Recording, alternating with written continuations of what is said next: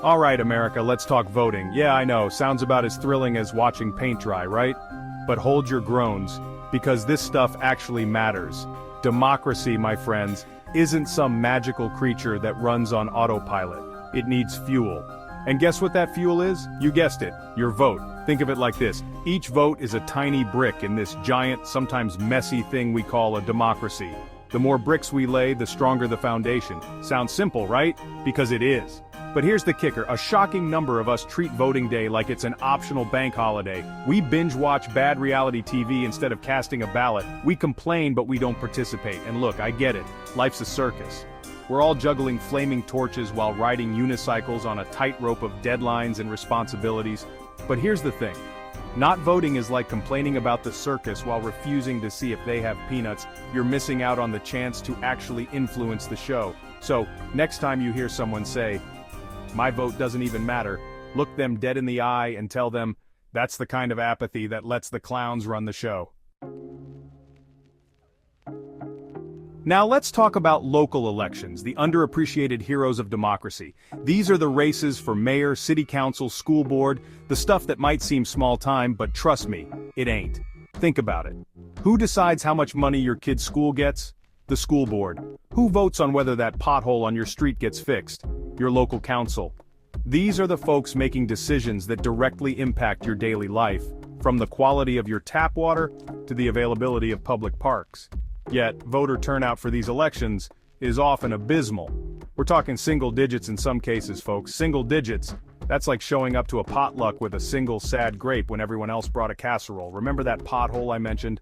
Imagine if enough people who complained about it actually voted in the local election. That pothole might just become a distant, bumpy memory. Local elections are where your vote has the most immediate, tangible impact. So the next time you have a chance to vote for your local dog catcher, yes, that's a real thing in some places, do it. You might be surprised by the difference it makes.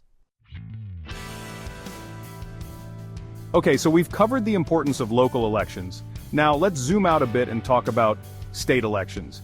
These are the races for governor, state legislature, and other statewide offices.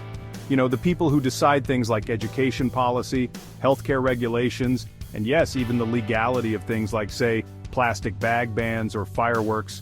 Looking at you, Delaware and Nevada. These are the decisions that shape the legal landscape of your entire state, affecting everything from the quality of your child's education to the cost of your health insurance. But here's the thing. State elections often get overshadowed by the national political circus. We're so busy arguing about presidential candidates that we forget about the folks who actually have a say in how our state is run on a day-to-day basis. Think of it this way. If national politics is like steering a giant cruise ship, state politics is like deciding what amenities that ship has. Sure, the direction the ship is heading is important, but so is having a decent buffet and a working swimming pool. So before you get swept up in the frenzy of the next presidential election, remember to pay attention to your state races. Now for the final act, let's shine a light on the unsung heroes of the ballot judicial elections, school board races, and those seemingly endless propositions and referendums. These are the elections that often leave voters scratching their heads wondering, wait, who are these people? And what am I even voting on? But here's the thing, these under-the-radar elections can have a profound impact on your life. Judges, for example, make decisions that affect your fundamental rights and freedoms. School board members determine what your children learn and how they're educated, and those propositions and referendums, they can determine everything from environmental regulations to local tax rates.